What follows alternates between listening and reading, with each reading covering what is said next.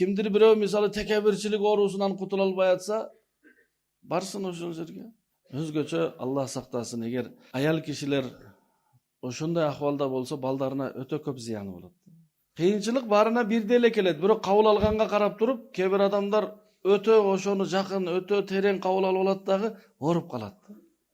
Kebiröler kıjalat bolot go jaşoodan, stres bolup jaşoo. Oşo mürzöge barıp turup otursa, Peygamberimiz sallallahu aleyhi ve sellem biz sizlerge dünyada jana ahirette kıynalbasın üçün özünün berekeli nasihatlarını aytkan mübarek berekeli hadislerde eğer oşulardı jaşoobuzga alıp gelip amal kıla turgan bolsok, Allah buyursa dünya ahirette payda boladı. Bismillahirrahmanirrahim. Peygamberimiz sallallahu aleyhi ve sellem aytkan İnnama şifa'ul ayyi as-sual. Bilbegendik bul bir oru. Anın darısı surap taktoo degen. Adam balası bir nerseni toora emes jasayt iki sebepten. Je bilbegendikten, je esinen çıkarıp koygandan. Oşo bilbegen nersesin taktap surap bilүү bul oşo bilbegendik orusunun darısı. Taktap suraganda biz kimden surayбыз? Özübüz jaşagan jerde, özübüzdün meçitin imamından surayбыз. Kanday surao bolsa. Bizge aytып beret. Anan suraganda oşunun жообу kanday bolsa men oşondoy kılamın degen niyette suraş керек. Özübüz bir jagын tandap alıp anan oşol jagын kim aytat eken de biz debеш керек. İnnemal a'malu bil xavatim. Çınında amaldın kanday ekendigi akırına karap bolat. Adam bir işti jasap, albatta ortaga kelgende kişine zerigip, çarçap, jalkoolonуп kalıp, bирок ayagında kayra sonun kılıp bütürüp koysa, oşol akırı kanday ekendigi etibarga alınat. Esepke oşol alınat. Misalı, mektepte jakşı okubay, anan akırı bir eki ay kalganda ötö köngül burup, jakşı okup, jattap, жүрсөз экзаменден өтүп кетет. İnsanın jaşoosу dagı akırkı bölügüne köbürөөк karalat. Oşoga bir dagı adamdı jaşap jatkanын körüp, adam bir nerse dep aytпаш керек. Bul namaz okubay эле жүрөт го, günөө iş kılıp эле жүрөt go, bilbeysiz da. Mümkün ömrünün akırkı bölügünde uşunday bir çın dilinden Allah'a kayırılıp jasagan kata kemçiliklerinden Allah'tan keçirim surap, oňolup, tüzdölüp kaytat, büt ömrünün bardygy oňolup, ötközgön jaşoosу bardygy keçirilip anan kaytat. Biz bilbeybiz. Kimden akırkı wagtysı kanday bolat. Oşonduktan Allah'tan suraş керек, ya Allah, jasagan amaldarımdın akırı sonu iýgiliktүү bolsun depçi. Peygamberimiz da oşunu köp dua kılat ele. Hem Allah saktasın, bir adam tüz жүрüp ele, adal kesip kılıp жүрüp, günödön saktanıp жүрüp, akırkı kezinde bir uşunday kokusundan bir günö kılıp kalıp, anan oşo günönün üstünde kaza olup kalgan bolsa, bul korkunçtu. Oşoga etiyat boluş керек. İnnemal kabru rawdatun min riyadil cenneti aw hufratun min hufarin nari. Biröni alıp barıp biz jerge koygouz. Üstüne toprak salıp koyabız. Mürzöni jön ele bir çunkur dep elestetpegile. Bul hakikatta beyiştin bakşalarından bir bakşa bolat. Je tozoktun çunkurlarından bir çunkur bolat. Oşoga mürzöni körgöndө oşol niyette karaş керек. Musulmandardyk Allah buyursa hem beyiştin bakçası go degen jakşı niyette. Mürzöge bargandın barıp oşol jerge oturup kişine oy jügürtü kebir orularga dagı payda, anan adam balasının özüne ötö köp paydası var. Kebiröler kıjalat bolat go jaşoodan, stres bolup jaşoo. Oşo mürzöge barıp turup otursa jakşı bolup kalat. Sebebi kançalık kıyınçılıkta bolsa dagı tiriw жүрөt go.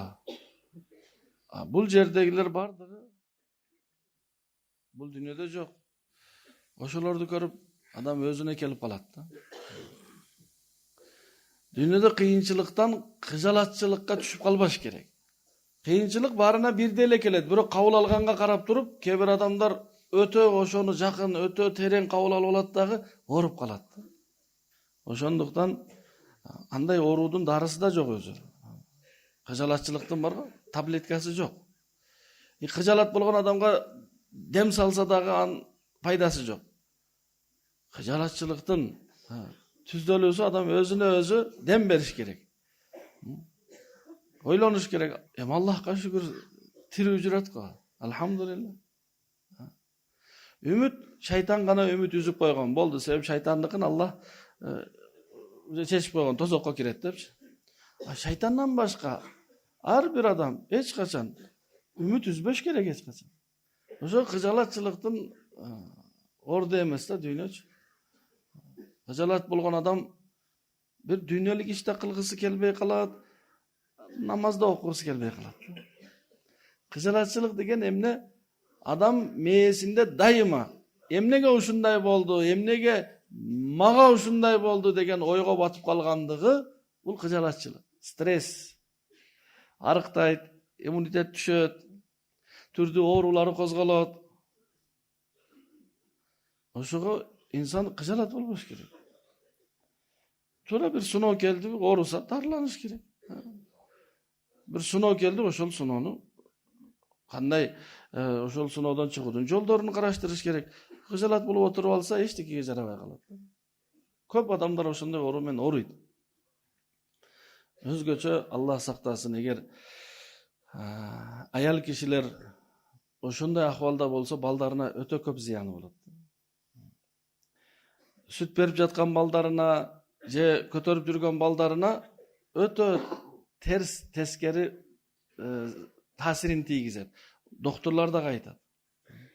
Доктурлар ошого айтат, сизге кыжалат болгон болбойт, кыжалат болбоңуз деп көп айтат го. Пайгамбарыбыз саллаллаху алейхи ва саллям айткан, момун адамга жакшылык болсо Кудайга шүгүр дейт. Кичине кыйынчылык болсо сабыр кылат. Шүгүр кылганына да сыйлык, сабыр кылганына да сыйлык. Кыжалатчылык сабырсыздыктын эмес, жыйынтыгы.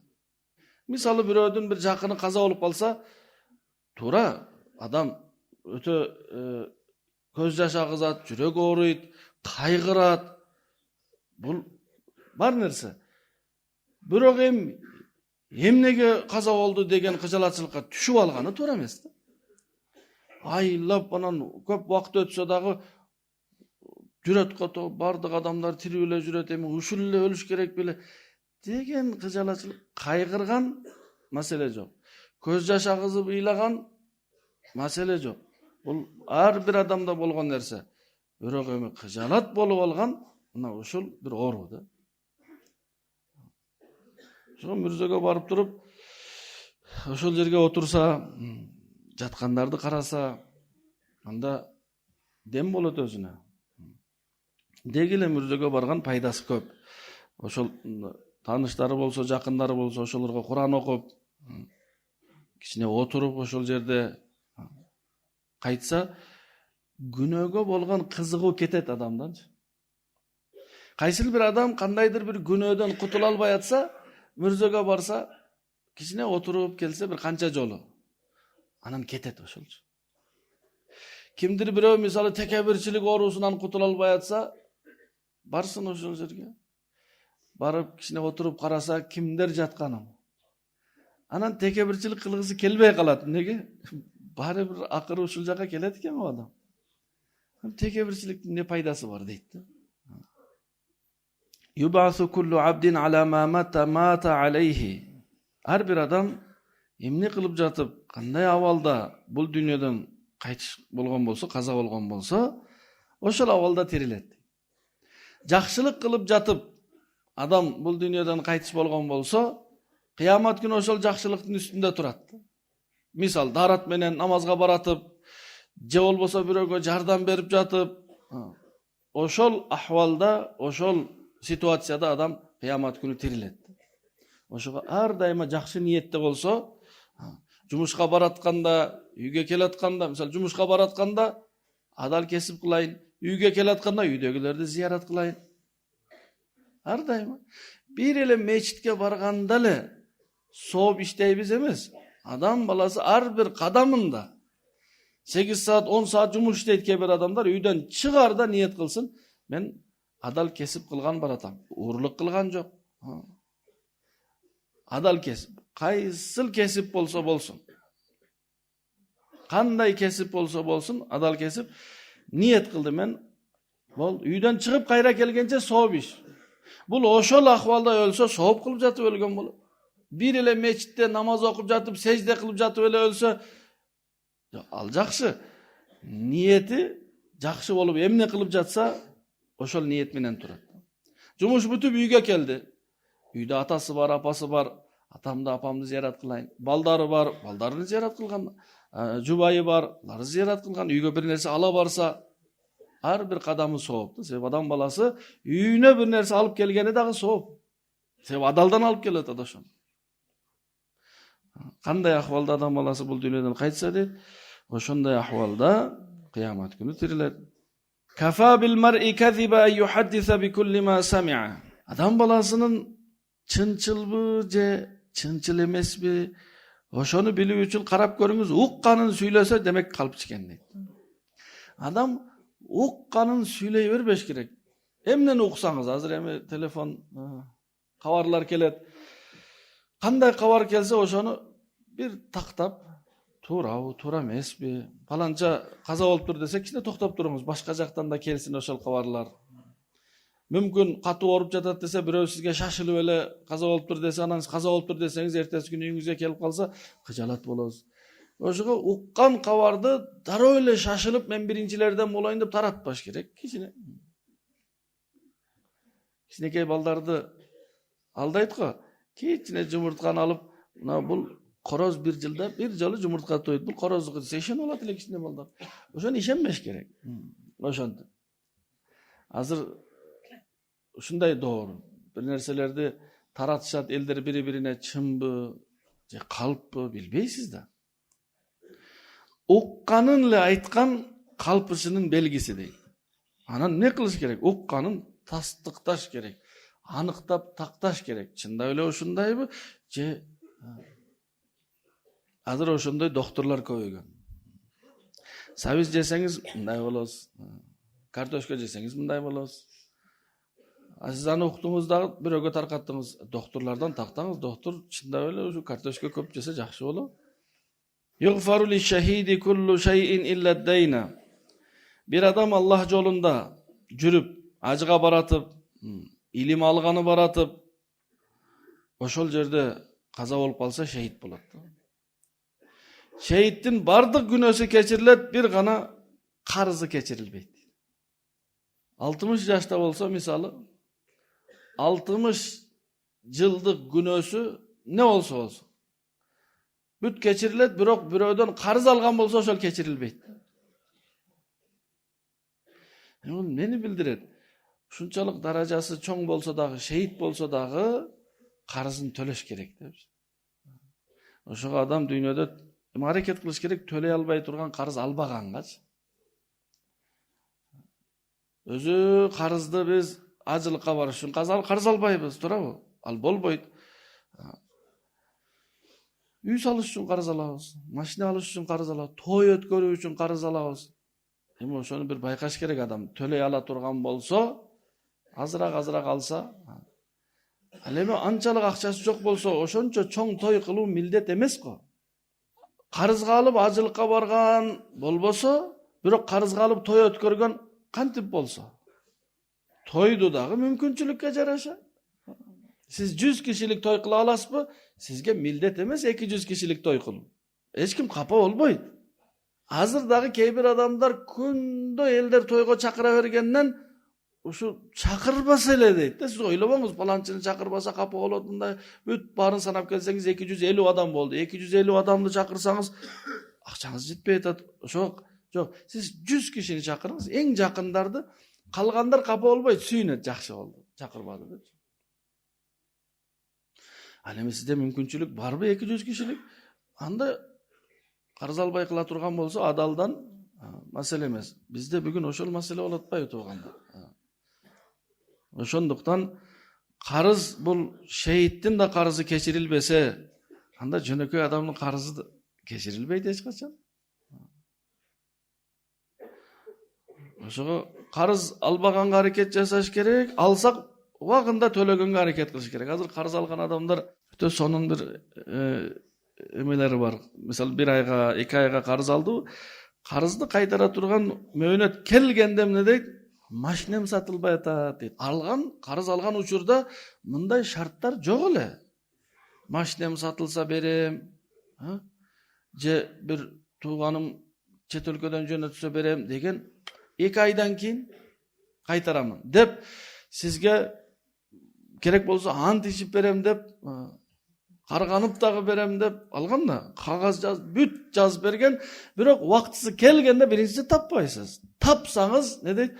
Ушу машинем сатылбай атат. Анын машинеси да ушу сатылбай турган машинелерден да. Бир адам сизге карыз берди, бул өтө чоң жакшылык кылды. Өтө чексиз чоң садака бергенден дагы сооптуураак иш кылыптыр карыз берген адам. Эми ошону өз убагында кайтарып берген, мына ушул мусулманчылык, ушул эркектикке жатат да. Бүгүн айтылган убакытта карызды кайтарып бере турган адам тапсаңыз барго, мен айтам, ошол олия ошол адамчы. Чын. Артынан аңдып жүрсөңүз, учса дагы керек ошол адамчы. Кичине мында анча-мынча кичинекей суулар келсе, үстүнөн учуп дагы өтүп кетсе керек суудун үстүнөнчү. Эгер убагында карызды кайтарса, айтылган күнү карызды алып келип берген адам болсо, бул же периште, же олия да. Себеби биз кайтарбайбыз.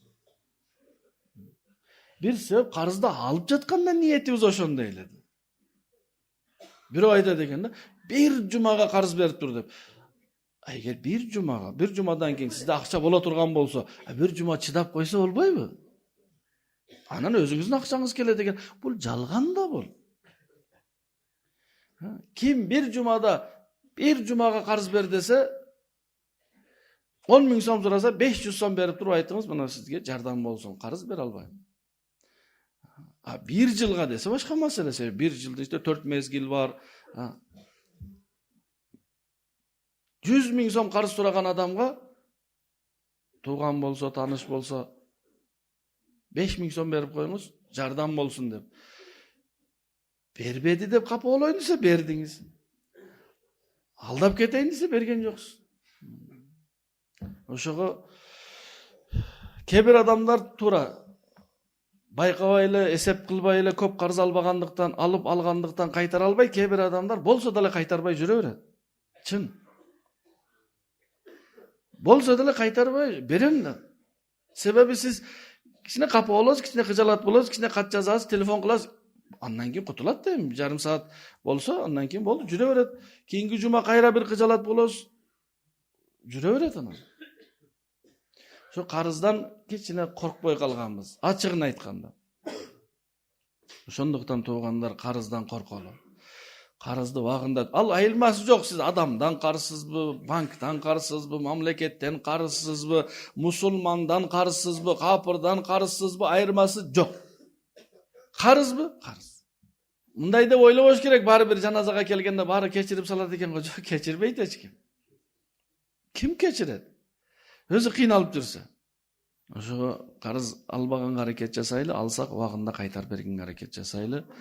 Аллах таала ар бирибизге убагында карызды кайтарып берүүчү мусулмандардан кылсын. Олия жана эркек мусулмандардан кылсын.